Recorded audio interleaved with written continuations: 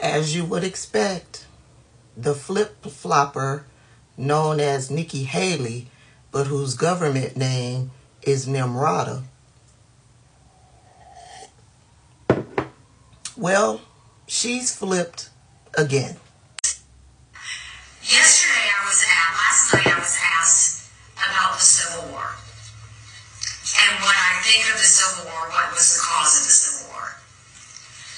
Of course the Civil War was about slavery. We know that. That's unquestioned, always the case. We know the Civil War was about slavery. But it was also more than that. It was about the freedoms of every individual. It was about the role of government. For 80 years, America had the decision and the moral question of whether slavery was a good thing and whether government, economically, culturally, any other reasons, had a role to play in that. By the grace of God, we did the right thing and slavery is no more.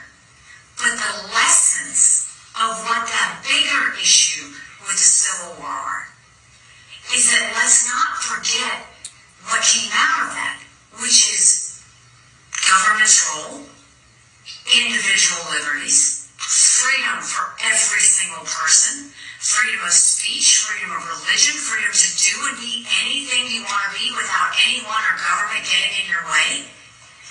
That should be the goal of what we always try and take away from that, right? Because we never want to return back to that place. But we always want to remember the lesson of what it means to be a free individual and that everyone deserves to be a free individual. So we stand by that. I say that as a Southerner. I say that as a Southern governor who removed the Confederate flag off the State House grounds. And I say that as a proud American of how far we have come. So now I'm going to tell you a little bit about my... No, she didn't. No, she didn't throw in there that she was the governor that removed the Confederate flag when she was governor of South Carolina. For those of you who do not know, South Carolina led the charge for Southern states to secede from the Union, the United States of America. And the first line of their justification, the declaration that they filed as the reason why they are seceding, is because they wanted to hold on to their slaves. And the northern states were anti-slavery. This woman ran for governor in the state of South Carolina. And Reverend Al Sharpton and his organization and other black activists and their organizations, they protested in South Carolina repeatedly to try to get that Confederate flag removed from the state capitol.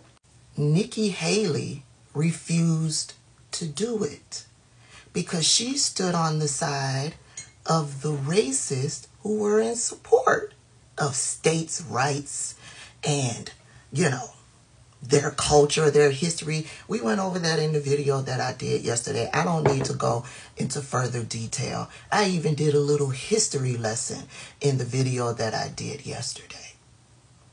No, they can argue states' rights, and we can say, and we're backed up by facts from official government declarations from all of these different Confederate states, which are now Republican states, where they mentioned the reason for the Civil War was because they wanted to hold on. They were fighting for their state rights, the state right to keep their slaves.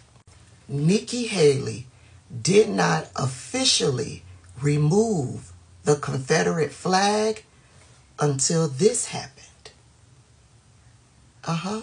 Until Dylann Roof went into the Emmanuel African Methodist Episcopal Church and pew-pewed 9 black parishioners.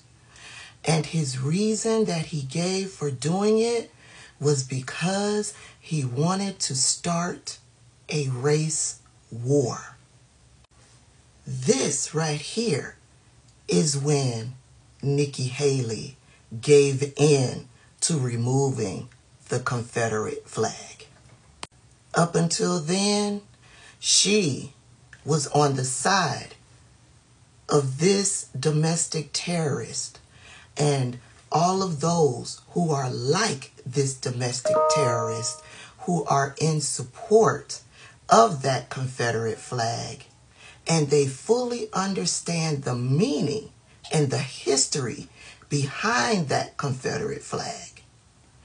These are the people that she stood with until one of them was brazen enough to go into a church and pew-pew 9 black innocent people who welcomed him in during a Bible study. That's Nikki Haley. Hell, back in 2010, she told us who she was because she was asked about her thoughts on the Civil War and the Confederate flag. And this is what she said. What's your belief about the reason the Civil War was fought? I mean, again, I think that as we look in government, as we watch government, you have different sides. And I think that you see passions on different sides. And I don't think anyone does anything out of hate. I think what they do is they do things out of tradition and out of beliefs of what they believe is right. I think you had one side of the Civil War that was fighting for tradition, and I think you had another side of the Civil War that was fighting for change. You know, at the end of the day, what I think we need to remember is that, you know, everyone is supposed to have their rights. Everyone's supposed to be free. Everyone's supposed to have the same freedoms as anyone else. So, you know, I think it was tradition versus change is the way I see it. Tradition versus change on what? On individual rights and liberty of people. She showed us who she was a long time ago.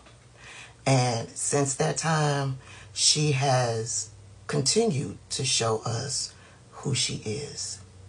And specifically in this campaign, Nikki Haley stands in support with the domestic terrorist group Moms for Liberty. She was in support of all of their book banning efforts. She even spoke at their conference. Also, let me remind you that she was also a part of the war on wokeism. And she called for governors all across the United States to ban critical race theory in schools when she knows that it's not being taught in schools. Y'all know what they meant by ban critical race theory from schools. They were talking about black people, black history, talking about social issues, social injustices. That's what they were talking about. And let's not forget that she has repeatedly said that she would have signed a 6-week abortion ban into law if she was a governor. Now, she's since flipped on that at one of those debates. She flipped on it and tried to make it sound real pretty. This is who Nikki Haley is. Nimrata stands for nothing. She will say and do anything to get elected into office. And those people are really scary. They have no morals. They have no values. That's on period.